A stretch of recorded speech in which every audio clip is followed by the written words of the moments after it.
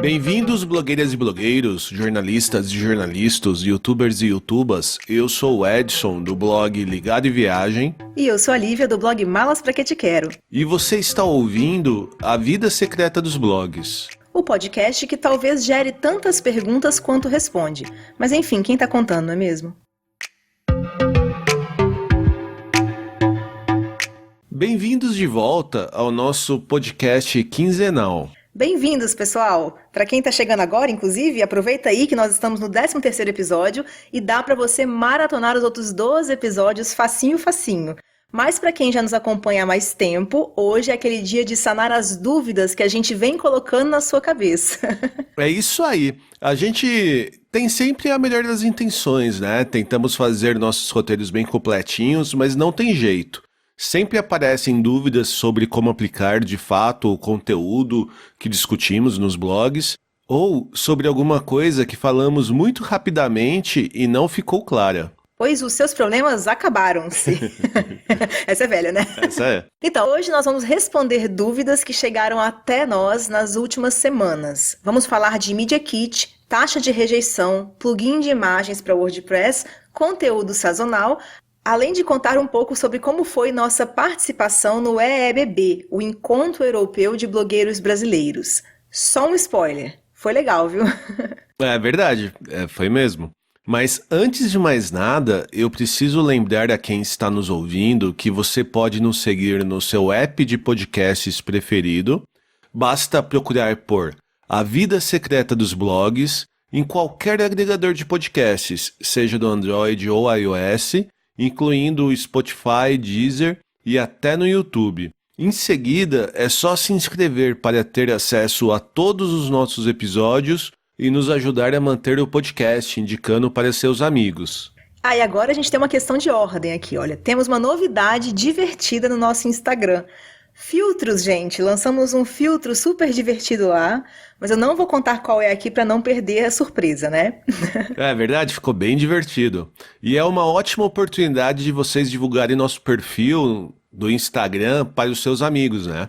Isso aí, para acessar esse filtro é só ir no nosso perfil do Insta e selecionar a aba de filtros, que fica bem ali no meio, entre as abas de foto e as de marcações. Ou qualquer coisa, né, você pode nos mandar um direct que a gente te mostra também o filtro, se for o caso. Em breve, a gente pretende criar mais filtros ainda. Então, se alguém quiser sugerir ideias, a gente está aceitando e podemos usar as melhores, que tal? É uma boa ideia. E não esqueça também, né? Se você usar o nosso filtro, lembre de nos marcar nos stories que a gente reposta. Isso aí. E outra coisa agora, recentemente a gente teve mais uma avaliação lá no Apple Podcasts, não foi? Sim, dessa vez quem deixou o review lá foi a Karina do blog. Nossa, o mundo é nosso. Peraí, só um comentário que foi ótima essa entonação. Acho que a Karina vai te contratar pra falar o slogan, né? Vamos ouvir o que ela tá achando do podcast. Dicas que de fato ajudam os blogueiros com informações completas e muito bom humor. Eu sou fã, fico contando os dias para sair um novo episódio. Que legal, muito obrigado, Karina. Obrigado, Karina, arrasou mesmo, hein? E a gente também recebeu uma mensagem privada lá no Instagram que vamos ter que compartilhar aqui. Essa merece um fundo musical emotivo, né, Edson? Essa merece, e é uma história que começa triste, mas termina feliz. Quem mandou foi a Flávia do blog Se Lança. Vamos lá, mensagem da Flávia. Tô ouvindo todos os episódios do A Vida Secreta e amando. Tava super desanimada com o blog. Te ouvir me encheu de motivação de novo pra tentar fazer isso aqui dar certo. Obrigada, 1000 vezes obrigada por dedicar tanto do seu tempo para ajudar as outras pessoas a alcançarem seus objetivos e sonhos. Aí, emocionei, olha, nem a voz do Alvin conseguiu estragar esse depoimento tão lindo. Quase conseguiu, mas verdade. Ficou lindo. Obrigado pelo apoio, Flávia. Ficamos muito felizes que nossos esforços aqui tenham conseguido gerar algo bom para você. Mas agora é hora de entrar nas perguntas que recebemos de nossos ouvintes nas últimas semanas. Pois é, eu gosto muito quando o pessoal nos manda dúvidas específicas sobre algum episódio que a gente fez, porque eles acabam ajudando a gente a perceber aquilo que merece ser melhor esclarecido, né?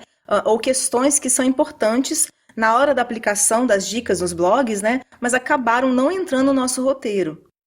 E a primeira dúvida surgiu justamente de algo que sugerimos no episódio número 6, sobre Media Kit, que gravamos com comentários da Liliane Ferrari.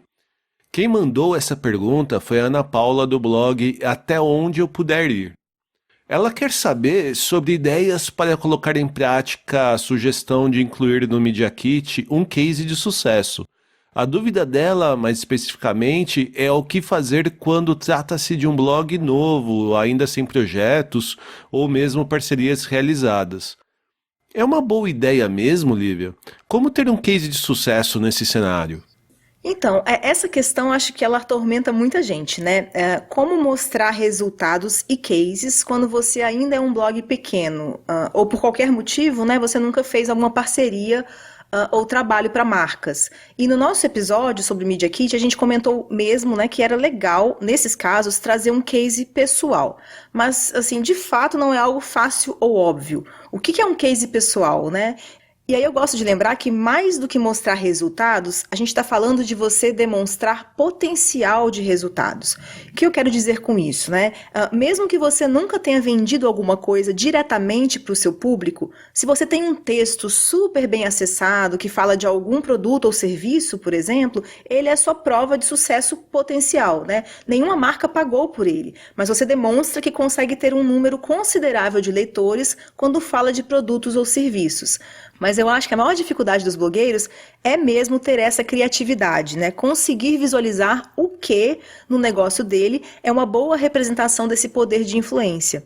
E daí eu resolvi elencar aqui, né, alguns exemplos, desde os mais bobos até os mais complexos, para que quem está nos ouvindo consiga pegar alguma ideia para si. Então, é claro que a gente não vai iludir ninguém, né? O Media Kit perfeito deveria ter um exemplo de publi mesmo, campanha ou parceria que já aconteceu, né? E seus respectivos resultados de engajamento e vendas. Mas quando essa ainda não é a sua realidade, hora de partir para o plano B, né? Ou plano C, D, E, enfim. O importante é ter um plano, tá, gente? Então aqui vão algumas ideias de como ter uma página no seu Media Kit que exalte suas qualidades. A primeira ideia seria você tirar um tempo para criar o seu case. Então, eleja aí entre os seus produtos ou serviços, sejam eles próprios ou de afiliados, né, aquele em que você quer focar ou que acha que vai vender mais fácil, né? Então, trace um plano de ação mesmo, né? Primeiro decida um chamariz ou um desconto, talvez. Em seguida, faça um post com bom SEO para ele ter potencial de vendas via Google, que é a nossa maior fonte de acessos, né?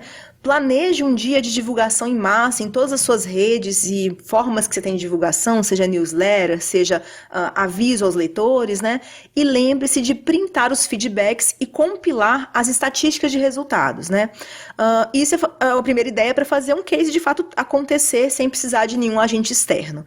A segunda ideia seria aquela que eu citei há pouco, né? Pegar um texto seu que já tem bom resultado e exibir no Media Kit as estatísticas de acesso e ou conversão dele. E pode ser desde um post que vende ativamente um serviço ou produto, até um post que, independente do foco, converte bem um afiliado. Daí, as estatísticas do painel de controle do afiliado vão ser sua melhor prova, né? Outra ideia é se você usa bem os stories de Instagram, você pode colocar no seu Media Kit imagens dos resultados, as estatísticas dos stories, né, daqueles que tiveram boa interação, seja com compartilhamentos, seja com respostas ou até cliques e links, né? Mais uma ideia, se você costuma receber muito feedback nos comentários ou mensagens privadas, é fazer um print dos mais legais, né? Aqueles em que seus seguidores dizem que usam seu blog para tudo, né? Ou que compraram algo por indicação sua, né? E existe mais uma opção que poderia estar até no topo dessa lista, tá? Mas eu deixei em separado porque é a única que não depende só de você. Mas é algo factível, né? Essa opção seria fazer um Media Kit mais simples, sem case de sucesso mesmo, mas fazer uma abordagem bem ativa de parceiros. Então, assim, você traçar um perfil de potenciais parceiros de pequeno, né, ou até médio porte e mandar uma proposta de ação com uma contrapartida simples da parte dele. Então, assim, mande para várias marcas e órgãos que algum acaba rolando mesmo. E aí você vai ter, depois disso, uma marca para colocar a partir daí no seu Media Kit. Inclusive, foi assim que eu fiz o meu Media Kit, eu me lembro, primeiro, né? A primeira parceria que a gente fechou no nosso blog foi mandando e-mail para vários órgãos de turismo, e aí um deles topou. E aí o meu Media Kit ganhou, né, imediatamente uma logomarca parceira. E daí a algumas semanas já tinha um case de parceria para exibir. Então muita gente acha, né, que o Media Kit, o que vai gerar impacto vão ser os números, né, que você vai exibir nele. Porém, em muitos momentos, a sua visão de mercado e atitude de ter ido atrás da marca, né, com o argumento correto, claro, elas causam já uma boa impressão. Então isso te diferencia do pessoal aí que se apresenta como influencer, né, só porque tá na moda, por exemplo, né, e fica uma coisa realmente mais profissional e com mais conhecimento de causa. E todas as ideias que nós demos aqui, mesmo as mais simples, mostram uma visão de mercado, né, um entendimento de orientação ao cliente e a resultados, por exemplo. Enfim, muitas sugestões aí que eu acho que dá para todo mundo escolher ao menos uma, né? Deixa eu até aproveitar e acho que é um ponto interessante, não sei se eu vou estar correto nessa afirmação, mas eu acho que a gente não precisa também ter um Media Kit único. A gente pode ter como se fosse uma estrutura de Media Kit e adaptar esse Media Kit dependendo com o objetivo ou do parceiro que a gente está buscando, né? Não, concordo, 100%. Eu, por exemplo, eu tenho no mínimo 3 sempre. Eu acho que, ou eu aconselho ter 3, né? Que é aquele que vai no blog e que muito blogueiro prefere não colocar, por exemplo, dados... não é dados do blog, mas assim, questões financeiras, né? Alguns não colocam valores, exibição dos valores dos publis lá no seu blog. Você pode ter um no blog um pouco mais simplificado e você pode ter um realmente com todos os dados, inclusive quanto você cobra e tudo mais pelos produtos. Você pode ter esse para enviar para quem te solicita, né? Ou para enviar para alguém que está realmente prospectando. E tem aquele um pouquinho mais completo de alguém que te procurou, né? Alguém te procurou realmente, está muito afim, está quase fechando. Tem um que você pode mandar para dar mais detalhes realmente e ser um pouco mais completo, depende um pouco assim do seu feeling de como é que é esse outro lado da conversa. E fora o que você falou, se você mandar especificamente para um negócio que você sabe que está interessado no seu Pinterest, por que não então o seu Media Kit acrescentar algumas páginas sobre o seu Pinterest, né? Ou uma empresa que você sabe que sempre trabalha via Instagram, que está procurando influências de Instagram. Hora de você priorizar o seu Instagram. Então, sim, eu acho que vale ter mais de um. Às vezes a gente fala da simplificação, de ter uma página para cada coisa ali, 4, 5 páginas é suficiente, mas para estimular quem tem preguiça ou medo de fazer, né? E é aquela coisa, né? Mesmo que você ache que não está pronta para ter um Media Kit, por não ter case de sucesso ou por estar começando, vai lá e faz. Porque já é um exercício para quando você já tiver mais conteúdo. Pelo menos você já fez um primeiro exemplo. Qualquer coisa você joga fora e faz um outro novo. Com certeza. Tem gente que o primeiro exercício de compilar dados talvez seja no Media Kit, né? Então é bom que a pessoa se acompanha também e começa a perceber o que ela tem de melhor e de pior e tal. E, enfim, gera um valor melhor no futuro também para quem contratá-la. Muito bom. Vamos para a próxima dúvida agora, que quem mandou foi a Natália, do blog Destino Provence. Ela ouviu lá o nosso episódio número 9, com 10 dicas de sobrevivência no mundo mobile, e está empolgada aplicando tudo no blog. E aí, pensando na performance do site, ela quer saber se existe um plugin para diminuir de maneira automática ou mais fácil as fotos enormes com vários megas que às vezes estão no blog. Principalmente em posts antigos, por exemplo. Sim, existe sim. Acho que no nosso episódio número 2, sobre PageSpeed, a gente falou rapidamente sobre os plugins de otimização de imagem, né? Mas provavelmente a gente não deixou muito claro tudo que eles fazem de fato. Então, respondendo a Natália aí, e a quem mais tiver essa curiosidade, claro, né? Existem sim plugins que fazem essa compressão dos arquivos de imagens. E aí eu posso citar 3, né? Para ajudar o pessoal. Tem 3 que a gente costuma usar, que são o Smush It, o Resmush.it e o que se chama EWWW, vou falar assim porque é uma sigla. Nós vamos, claro, né, deixar os links deles, né, na nossa página, né, lá na listinha de links que a gente põe no final dos posts desse episódio, então é só acessar o nosso site www.avidasecretadosblogs.com.br que você vai encontrar a listinha lá também. Você usa qual no seu blog, Lívia? Cri, cri, cri. Eu uso todos, eu tenho mais de um blog, eu também tenho mais de um cliente, eu não lembro de cabeça. Mas qual você mais gosta?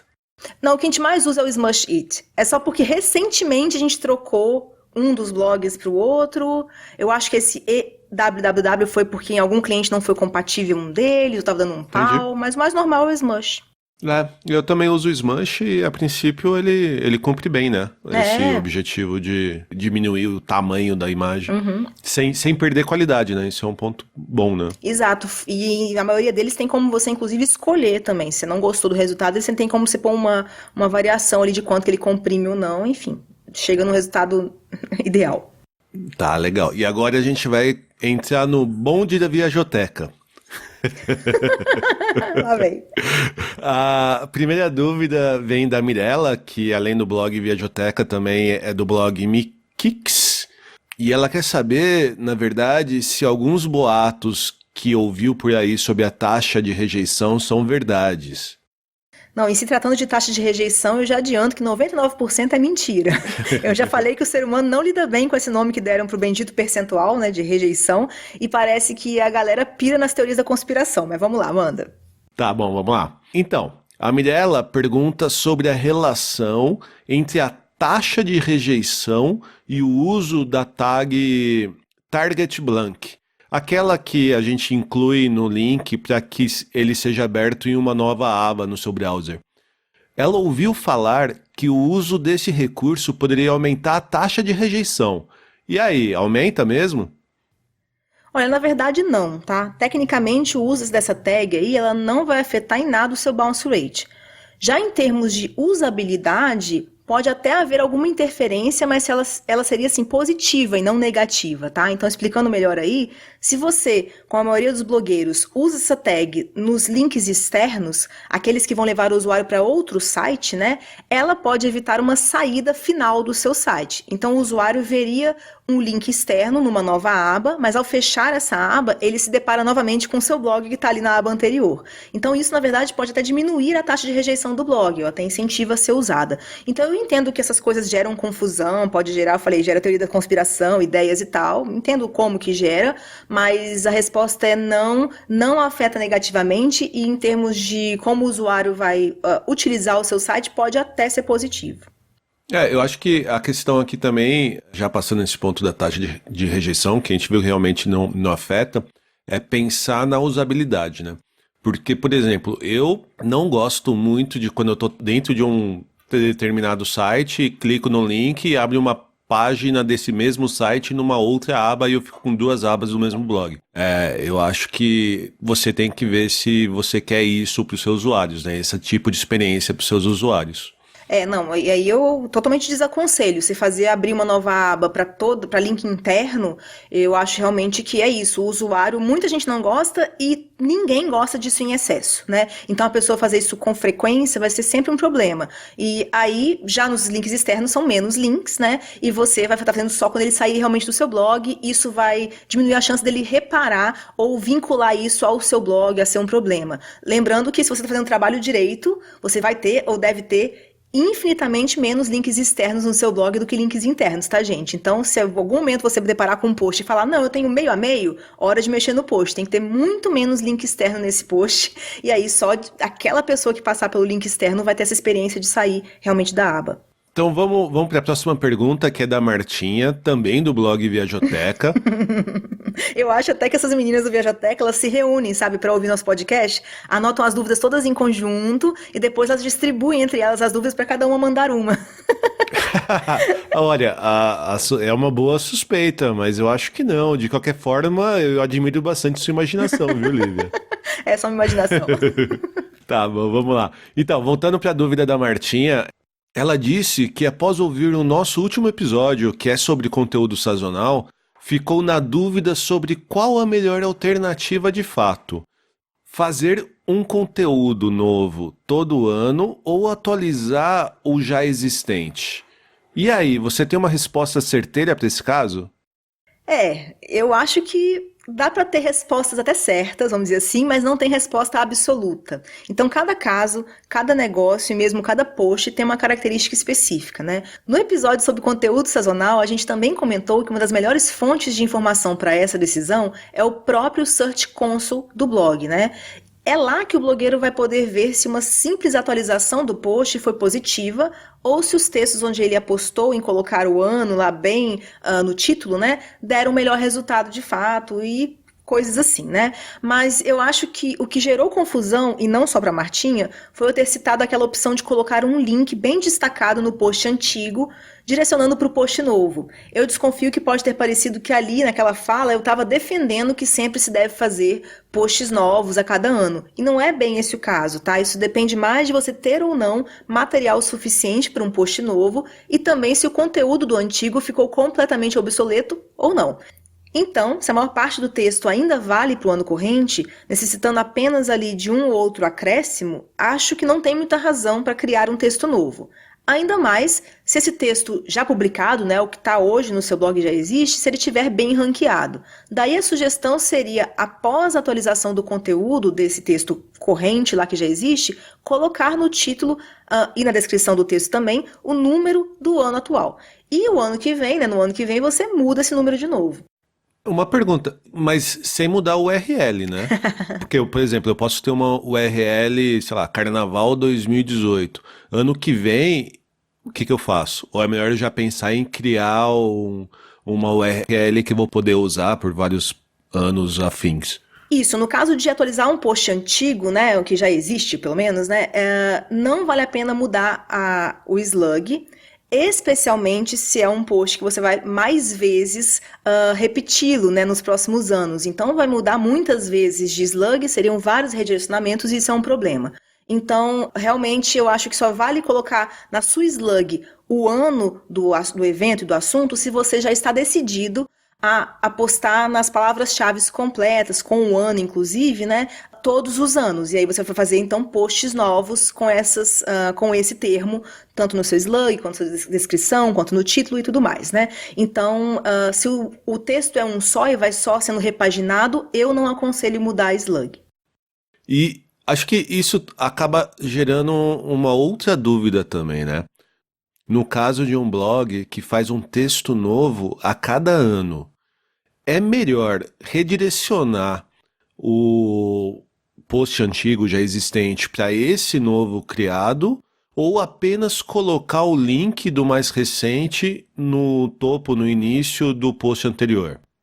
Com certeza essa é uma dúvida de muita gente, já me perguntaram várias vezes. Então, se nesse caso a gente está falando realmente de um blog que de fato faz posts desse tipo todo ano, eu aconselho que não seja feito redirecionamento, tá? E veja só por quê, vou explicar. Pensa que você redirecionou o post de 2016 para 2017. Daí, quando o ano vira, você redireciona o de 2017 para 2018. Depois, o de 2018 para 2019. Então, isso significa que lá em 2020, a pessoa que por acaso se deparar com a página de 2017 vai ser redirecionada para a de 2018, que a redireciona para 2019, que a redireciona para a de 2020 e por aí vai, né? Ou seja, caiu naquele problema que a gente acabou de falar de excessos de redirecionamentos. E ele é um problema realmente muito temido e nesse caso real. Então, nesse caso aí, um simples link no topo dos posts direcionando para um post mais recente, ele cumpre bem a função. Como eu disse no outro episódio, eu coloco inclusive esse link num formato de botão bem grande, daí não tem erro e é fácil de ver e clicar, né?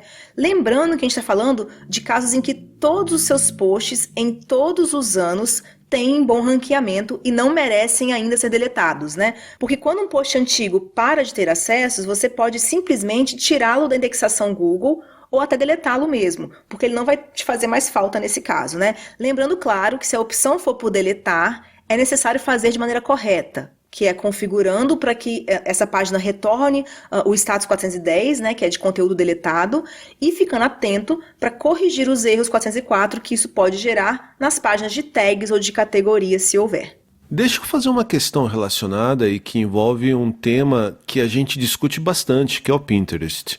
No caso de eu ter feito um pin para esse post sazonal com data na URL que a gente acabou apagando, nesse caso eu ainda tenho que fazer um redirecionamento deste link que não existe mais para o novo criado, certo? Exato. É bom redirecionar no caso de um PIN, se ainda for um PIN que você está usando e realmente vão chegar no seu site através daí. A questão é que a gente está falando aqui um pouco de evitar excesso de redirecionamento, né? Então, nesse caso, é importante você pensar quanto que isso vale a pena. Então, eu, por exemplo, não aconselharia fazer, como você falou, PINs para textos datados. Isso é ruim. Então, quando você quer divulgar, né, ou apostar em textos de evento, você pode fazer aquele PIN para uma categoria que sempre vai ter o último evento lá no topo da categoria, né? Ou então para os seus posts que você não deleta, que todo ano eles só são atualizados, né? Então tem que ter esse pensamento aí que o PIN é uma coisa que às vezes faz você ter algum fluxo para os seus posts antigos, então eu cada vez menos incentivo PINs para conteúdos que realmente datados, como é o caso, né?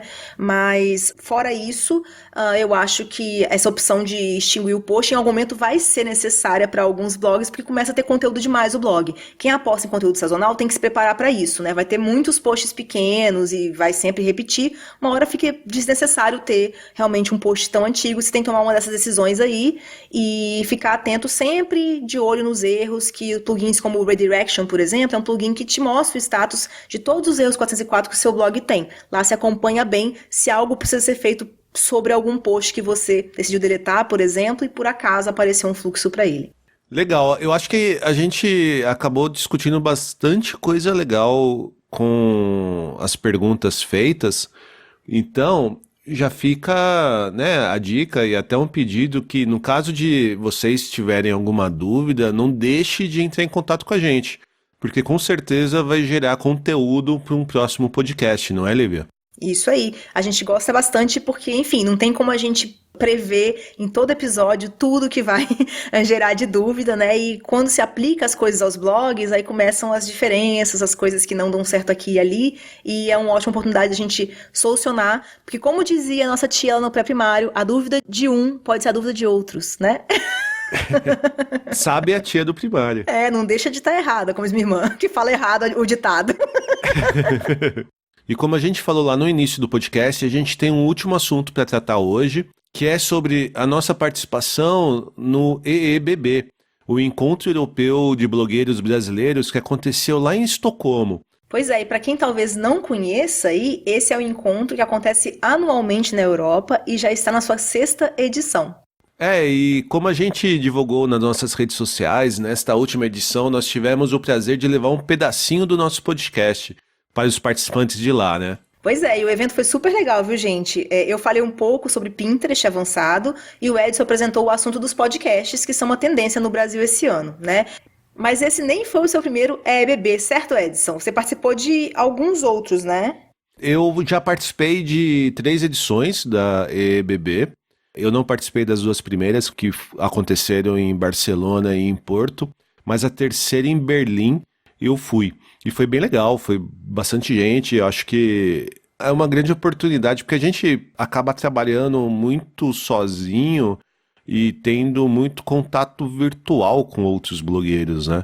É uma oportunidade bem interessante você sair um pouquinho desse mundo virtual e ver como que é o dia a dia e ver como que é a experiência de, né, compartilhar experiência com outras pessoas que têm a mesma profissão que você. Então eu participei de Berlim, participei de Madrid e agora esse de Estocolmo. Agora a sua foi a primeira participação, né, Lívia? Foi a primeira participação e eu acabei de pensar agora enquanto você falava que a gente perdeu a oportunidade de produzir um conteúdo. Porque, gente, a gente não se conhecia pessoalmente, né, Edson? A gente era um dos virtualizados. A gente faz o podcast já há um tempo. E a gente se conheceu em Estocolmo durante o encontro. E a gente perdeu a oportunidade, Edson. Tinha que ter feito lá um vídeo em primeira pessoa, se encontrando e tal. Ia ser um bom conteúdo viralizado. A gente acabou esquecendo até de fazer uma propagandinha, né, pro podcast de nós dois falando na mesma tela. Olha, é verdade. Pois é, perdemos, gente. Desculpa, vamos ter que encontrar de novo.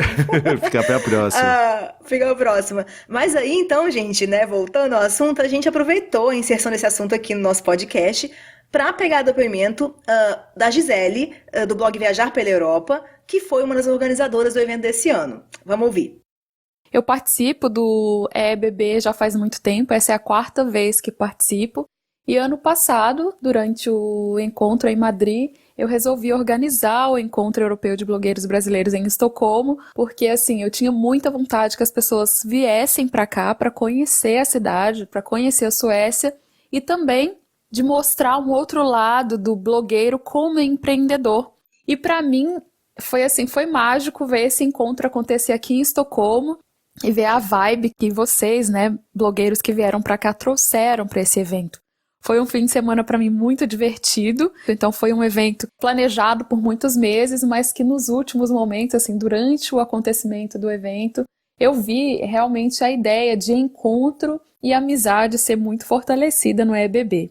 O que ficou para mim desse evento foi assim muita gratidão pelas pessoas que participaram, que fizeram esse evento acontecer, e também muita ideia de que sim, que juntos, né, aquela história, uma andorinha só não faz verão, juntos a gente pode construir uma blogosfera profissional, a gente pode educar o mercado, a gente pode aprender e crescer profissionalmente e financeiramente também. Que incrível foi a palestra do Diogo, falando sobre como validar a sua ideia de negócio, de produto, e nós criamos um produto durante o EBB. Para mim foi um dos pontos altos, assim, e ver todo mundo engajado, participando, ajudando, provando que realmente é juntos, né, que a gente pode fazer algo maior acontecer.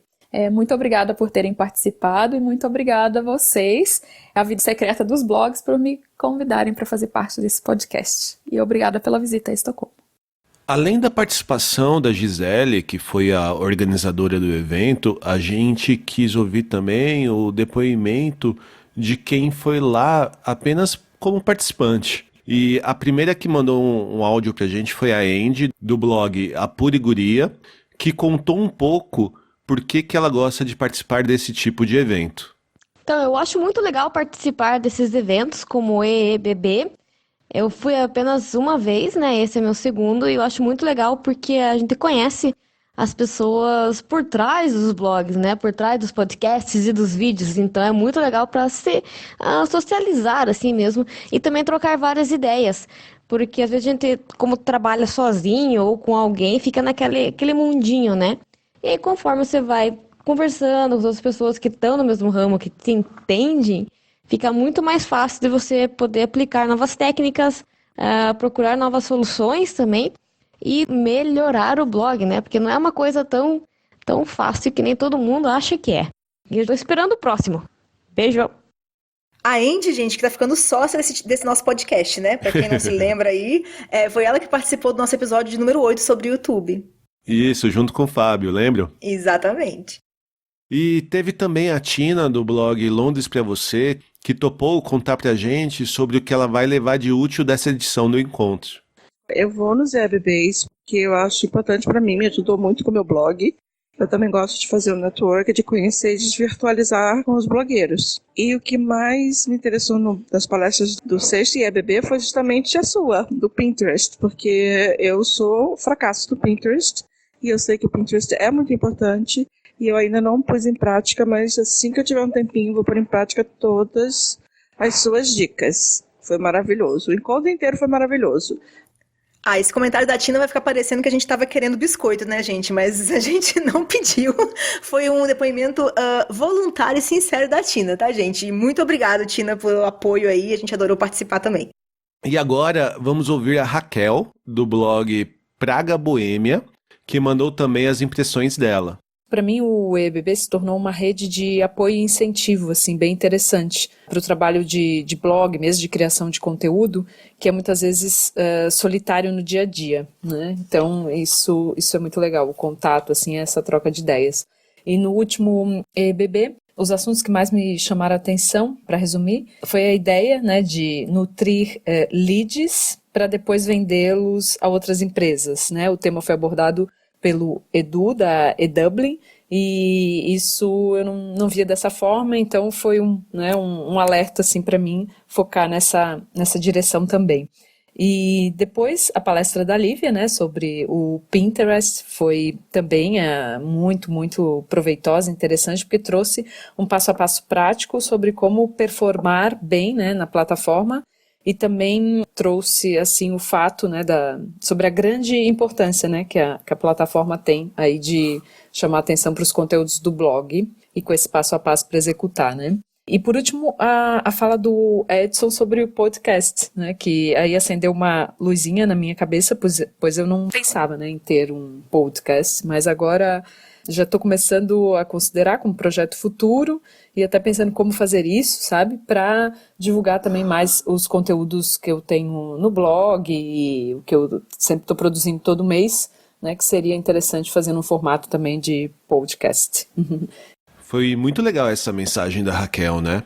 E depois de ouvir os comentários da Gisele, que foi organizadora do evento, e os depoimentos da Andy, da Tina e da Raquel, que foram como participantes, já estamos na expectativa do EEBB do ano que vem, né? E também para todos aí que estão ouvindo, seja onde for, nos convidarem para os outros eventos que porventura organizarem, né? A gente também quer os refrescos, né?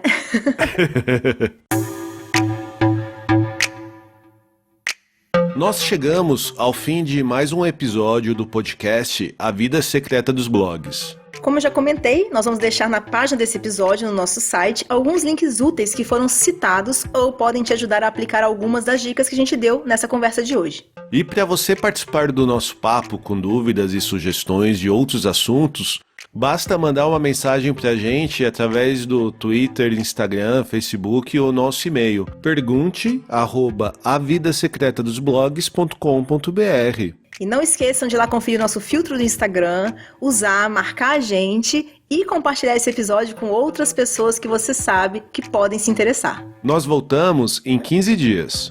Respondendo ou gerando dúvidas? Fica o questionamento. Um abraço e até a próxima. Beijão, pessoal!